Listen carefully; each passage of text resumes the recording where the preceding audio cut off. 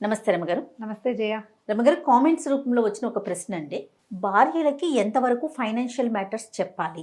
సంపాదన, ఖర్చు, దాచటం, సేవింగ్స్, ఇవి మొత్తం అన్ని విషయాల్లో భార్యల్ని ఇన్వాల్వ్ చేయాలా, చేయకపోయినా పర్వాలేదా, ఏం చేయాలి అని ఒక అబ్బాయి ఒక క్వశ్చన్ రేస్ చేశాడు. పేరు వద్దని చెప్పి నేను చెప్పట్లేదన్నమాట.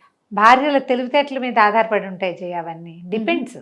ఇది సార్వజనీనంగా అందరికీ ఒకటే మంత్రం కాదు. కొంతమంది ఫైనాన్షియల్ థింగ్స్ని హ్యాండిల్ చేయగలిగే భార్యలు ఉంటారు. అమ్మాయిల్లో ఇంటి దగ్గర పుట్టింట్లో అలా ఫైనాన్షియల్స్ ప్రాక్టీస్ ఉన్నవాళ్ళు, డబ్బు జాగ్రత్త ఉన్నవాళ్ళు, భయం లేని వాళ్ళు కొంతమంది ఉంటారు. ఉన్నారా లేదా? ఉంటారు.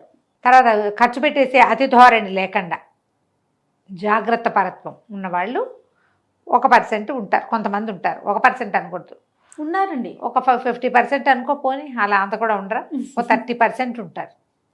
ఉంటే వీళ్ళతోటి మనం ఏం చెప్పినా పర్వాలేదు. అది మీకు ఎట్లా తెలుస్తుంది? మీ పెళ్ళైన మరుసటి రోజే తెలియదు కదా.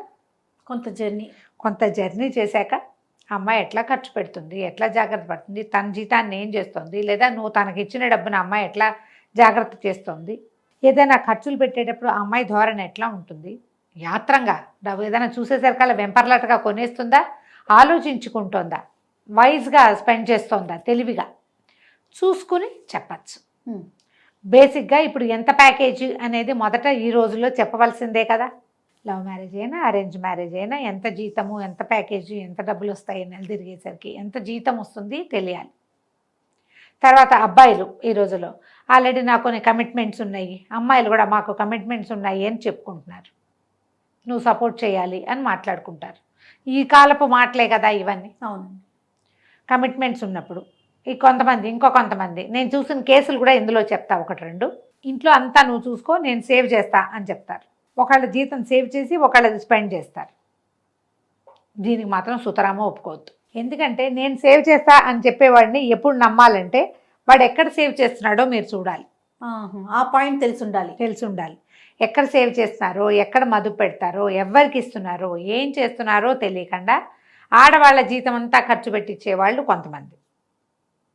ఆ అమ్మాయి ఇంటి అద్దె కట్టుకుంటుంది, లేదా ఇంటికి ఈఎంఐ తనే కడుతుంది, పిల్లల స్కూల్ తనే భరిస్తుంది, అన్నీ తనే చేసి ఆ అమ్మాయి సొంతంగా ఏమీ చేసుకోవడానికి వీల్లేని స్థితిలో ఉంచుతారు. ఇది ఒక ప్రాబ్లం. అక్కడి నుంచి మొత్తం భార్య జీతం అంతా తమే తీసేసుకుంటారు. ఇంకొంతమంది నాకు కమిట్మెంట్స్ ఉన్నాయి, నాకు అవన్నీ ఇవి ఇచ్చేసేయాలి అని.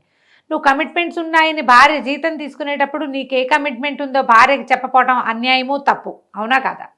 100%. కొంతమంది ఉంటారు, మన దగ్గర డబ్బులు ఉన్నాయంటే ఏం కొనేద్దామా అని ఉంటుంది వాళ్ళకి. అలాంటి వాళ్ళకి మొత్తం చెప్పద్దు. నీ దగ్గర సేవింగ్స్ ఏమైనా ఉంటే జాగ్రత్త పెట్టుకోండి. ఇంకా కొంతమంది ఉంటారు, ఏదైనా అప్పు ఉంది, లోన్ ఉందంటే వీళ్ళకి నిద్ర పట్టదు, భయం. అసలే అప్పుంది ఇదే గోల. అన్నం తినరు, నిద్రపోరు, మొగుడు పడుకోనీరు, భయపడుతూ ఉంటారు. భయపడే వాళ్ళకు కూడా చెప్పకూడదు. మనకి ఇంత అప్పు ఉంది అంటే మనం మగవాడు ఏదైనా ప్లాన్ చేసుకుని ఆ అమ్మాయి జీతంలో ఉంటే జీతం, లేకపోతే గీతం, ఏదో ఒకటి. లేదనుకో వీళ్ళే ప్లాన్ చేసుకుని స్లోగా అప్పు తీర్చుకునే మార్గాలు చూసుకోగలిగితే ఓకే. ఇప్పుడు ఇందులో ఇది ఆడవాళ్ళ మీదే కాదు, మగవాళ్ళ మీద కూడా డిపెండ్ అయి ఉంటుంది. ఒకడు ఉంటాడు, ఎంత డబ్బు వచ్చినా ఖర్చు పెట్టేస్తాడు, చేతి కొద్ది అందినన్ని అప్పులు చేసేస్తాడు, క్రెడిట్ కార్డులు తగ్గిసేస్తాడు, అది కట్టేటప్పుడు అప్స్కాండ్ అయిపోతాడు. పిల్లలతో మామగారులతో కట్టించే వాళ్ళు కూడా ఉన్నారమ్మా. కార్లు బళ్ళు కొనేసుకుని ఫైనాన్స్ 3-4 నెలలు అయ్యాక వాళ్ళు పట్టుకెళ్ళిపోతారు. ఏమవుతుంది, పట్టుకెళ్తారు అంతే కదా, సిగ్గుపడతారు ఆడవాళ్ళు. మగవాళ్ళకి అది ఉండదు, కొంతమందికి ఉంటుంది, అందరికీ కాదు. ఇప్పుడు చూడు ఎన్ని రకాల మనస్తత్వాలు ఉన్నాయి. అవునవును. వాళ్ళే జాగ్రత్తగా ఉండి వాళ్ళే ఏదో ఇది చేసేవాళ్ళు కొంతమంది. వచ్చిన జీతం అంతా ఖర్చు పెట్టేసి ఇప్పుడు అంతా ప్రధానమైనది బెట్టింగుల్లో బాగా డబ్బులు పోగొట్టుకుంటున్నారు. స్టాక్స్లో పెడతారు, స్టాక్స్లో డబ్బు పెట్టేవాళ్ళు, బెట్టింగ్లో డబ్బులు పెట్టేవాళ్ళు, కొత్త బిజినెస్లు ఫ్రెండ్స్ తోటి చేసేసేవాళ్ళు. స్పౌస్కి చెప్పకుండా చేయటం తప్పు. ఓకే. దానివల్ల మీ సంసార జీవితం పాడవుతుంది. మీ పిల్లలు ఉంటే వాళ్ళు అన్యాయం అయిపోతారు. నా ఫ్రెండ్స్ ఉన్నారు అని చెప్తారు, చాలామంది ఫ్రెండ్స్ అంటారు. నీకు ఫ్రెండ్స్ అంత ఇంపార్టెంట్ అయితే నీతో కాపురం చేసి పిల్లల్నిగానే వాళ్ళు ఇంపార్టెంట్ కాదా? ఫ్రెండే ఇంపార్టెంట్ ఎట్లా అయిపోతాడు? ఎలా అవుతాడు? ఆలోచించాలి కదా. స్పౌస్ ఇప్పుడు రేపొద్దున ఏదైనా ప్రాబ్లం వస్తే ఆ సమస్య నీ భార్య పడాలి, అది నీ ఫ్రెండ్ పడ్డు, వాడి సంసారం వాడు చేసుకుంటాడు. మీరు ఆలోచించండి. అవును. 2-3 కలిసి బిజినెస్ పెట్టారు, పోయింది, వాళ్ళకి వేరే ఆస్తులునే బాగానే ఉంది, నీకేమీ లేవు, నువ్వు వాళ్ళని నమ్మి పెట్టావు. ఇట్లా పెడతారు చాలామంది. వీడి దగ్గర ఉన్నదే 10 లక్షలు, ఫ్రెండ్ కోటీశ్వరుడు, తలా ఒక 10 లక్షలు పెడదాం అనుకుంటారు. ఇద్దరు కోటీశ్వరులు, ఒకటి లక్షాధికారి ఒకటి కోటీశ్వరుడు, చెరో 10 పెడతారు. నువ్వు భిక్షాధికారివి, నువ్వు 10 పెడతావు. వాళ్ళకి పోతే ఏమంటారు గరుత్మంతుడిలో ఒక ఈక పోయినట్టు. నీకు పోతే పోనీ వాళ్ళు కూడా ఇబ్బంది పడతారు, అది వాళ్ళకి ఇబ్బంది. నువ్వు ఇబ్బంది పెడితే నీ ఫ్యామిలీ ఇబ్బందిలో పడతారు. అమ్మా నాన్న అవస్థలు పడతారు. అమ్మా నాన్న రిటైర్మెంట్ డబ్బంతా వాడేసే వాళ్ళు కూడా కనపడతారు జయ. నిజంగా ఇప్పుడు 2000 3000 పెన్షన్లు వస్తున్నాయా, ఆ పెన్షన్ల కోసం కాచు కూర్చునే దౌర్భాగ్యపు కుమారులు కోకొల్లలు ఉన్నారు మనకి. వాళ్ళ కోసమే డబ్బు ఇస్తుంది గవర్నమెంట్. అసలు వీళ్ళకి అమ్మా నాన్నకి అన్నం పెట్టకపోగా వాళ్ళకు వచ్చిన డబ్బులు కూడా లాగేసుకుంటారు. ఈ ఫైనాన్సెస్ ఎప్పుడు కూడా సొంతంగా ఒక క్రమశిక్షణ ఉన్న వాళ్ళకే సరిగ్గా కుదురుతాయి. మీకు ఒకవేళ క్రమశిక్షణ లేకపోతే, మీ భార్య తెలివైందైతే మొహమాటంగా తీసుకెళ్ళి ఆమె చేతిలో పెట్టండి, ఆమె పాలించి పోషించేస్తుంది మిమ్మల్ని. ఏం పర్వాలా, తప్పు భయం లేదు, అంతా మావిడే చూసుకుంటుంది. చాలామంది అలాంటి వాళ్ళు కూడా ఉన్నారు జయ. నెల జీతం ఇచ్చేసి కానీ రోజు 100కో 200కో తీసుకునేవాళ్ళు, ఖర్చులకు పడుకునేవాళ్ళు, భార్య వైజ్గా ఖర్చు పెట్టేవాళ్ళు చాలామంది ఉన్నారు. ఓ 20% ఉన్నారు కనీసం. జాగ్రత్తగా ఎక్కడైనా పెడితే అది ఎలాంటిదని నలుగురిని కనుక్కుని డబ్బులు పెట్టడం. అక్కడి వాడు ఎవడికో వచ్చి పడిపోయినాయని మనం పెట్టకూడదు. ఇప్పుడు ఇందులో భార్యలకి చెప్పి చేయాలా చెప్పకుండా చేయాలా అంటే వాళ్ళు అర్థం చేసుకునే విధానాన్ని బట్టి. ఇప్పుడు వాళ్ళ నుంచి దొంగతనంగా చేయబోకండి. తెలియకుండా చేసేసి కొంపలు ముంచేసి ఆ మునిగిన కొంపలో వాళ్ళని ఉంచాలని చూడకూడదు. అన్యాయం, అది తప్పు, అది అన్యాయం కదా. దాంతోపాటు మీ కుటుంబపు పడవంతా మునిగిపోతుంది కదా. మరి మీ ఒక్క తెలివి తక్కువ ఆలోచనలో అనాలోచనమైన పనుల వల్ల కుటుంబం అంతా మునిగిపోతుంది. అంత అనాలోచితంగా చేయకూడదు కూడా. ఈ రోజున ఎట్లా ఉందంటే ఒకసారి మునిగామంటే తేలడం కష్టం.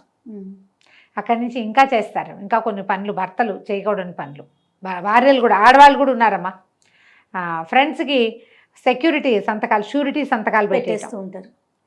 ఏమీ లేకుండా ఒట్టి నోటి మాట మీద 1,00,000 2 లక్షలు ట్రాన్స్ఫర్ చేసేటం ఇప్పుడు ఈజీ కదా. ఊరికి ఫోన్ నొక్కితే వెళ్ళిపోతాయి. ట్రాన్స్ఫర్ చేసేయటం సులువు. పొరపాటును కూడా చేయబోకండి అట్లా. ఈ ఫ్రెండ్స్ దగ్గరైనా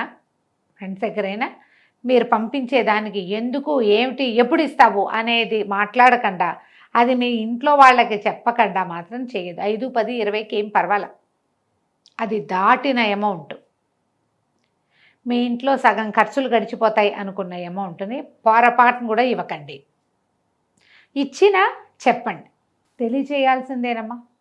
ఒక్కోసారి ఈవిడ అడిగింది మా ఫ్రెండ్షిప్ పాడైపోయిందంటారు. అమ్మాయి అడిగేస్తుంది. అవును, ఆడవాళ్ళ దగ్గర ఉన్న తొందరపాటు ఏంటంటే వీళ్ళు మనకి డబ్బులు ఇవ్వాలనే విషయం మగవాడు మర్చిపోతాడు.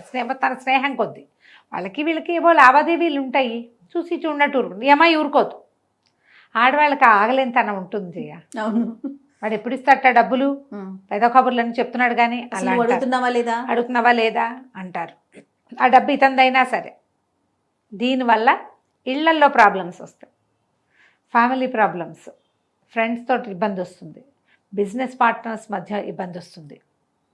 కొంచెం చూసుకుని చెప్పకుండా మాత్రం అసలు ఆడవాళ్ళకి ఫైనాన్షియల్స్ తెలియకూడదు, ఫైనాన్షియల్ థింగ్స్ అనేది తప్పు. ఈ కాలం అయితే అది కాదు. ఎందుకంటే మీతో సమానంగా సంపాదిస్తున్నారు. కష్టమైన నష్టమైనా మీతో పాటు తను కూడా భరించాలి కదా. ఒకవేళ సంపాదించట్లేదు, మా ఆవిడ ఇంట్లో కూర్చుంటుంది, ఆమెకు చెప్పక్కర్లేదంటే నువ్వేదైనా కొంప మునిగితే, నీ కొంప మునిగితే ఆ అమ్మాయి పుట్టి మునుగుతుంది. అది అప్పుడు ఇబ్బంది కదా. అవునవును, అప్పుడు ఇబ్బందిగా. ఆలోచించుకోండి. ఆలోచించి కొన్ని మ్యాటర్స్ అయినా, ఇదిగో ఇది ఇక్కడ ఉంది, ఇది ఇక్కడ పెట్టాను, ఇది ఇందులో ఉంది, ఈ పని చేస్తున్నాను అనేది కొంత మటుకు రివీల్ చేయటమే మంచిది. ఆడవాళ్ళు కూడా తమకు తెలిసిన విషయాల మీద హైరాణ పడిపోకుండా కొంచెం వివరంగా తెలుసుకుని కాస్త నిద్దాగా వ్యవహారాన్ని చూసేందుకు. మీకు ఎందుకు చెప్పలేదు ఇన్నాళ్ళు అంటే నీ సంగతి నువ్వు తెలుసుకోవాలి కదా. నువ్వు గోల్ చేస్తావు కాబట్టి నీకు చెప్పలేదు. గోల్ చేయటం ఈ ఆడవాళ్ళ బేసిక్ లక్షణంగా కనపడుతుంది. మగవాళ్ళు కొంచెం ధైర్యంగా ఉంటారు, ఆడవాళ్ళు ఉండలేకపోతారు పాపం. హైరాణగా ఉంటుంది, అమ్మో ఏదో అయిపోతుంది అని. కొంచెం ధైర్యము దిటవు తెచ్చుకుంటే మన ఇద్దరం కలిసి ఈదుకుందాం సంసార సాగరాన్ని. ఒకళ్ళే ఇదే బదులు ఇద్దరు ఇస్తే బెటర్ కదా. అంతే, అవునా? ఇలా ఆలోచిస్తే కనుక ఆడవాళ్ళకి ఫైనాన్షియల్ మ్యాటర్స్ నిరభ్యంతరంగా చెప్పచ్చు. రైట్ రమ్మ గారు, నమస్తే. నమస్తే జయ. సుమన్ టీవీలో మీ పర్సనల్ అండ్ బిజినెస్ ప్రమోషన్స్ కోసం కింది నెంబర్కి కాంటాక్ట్ చేయండి.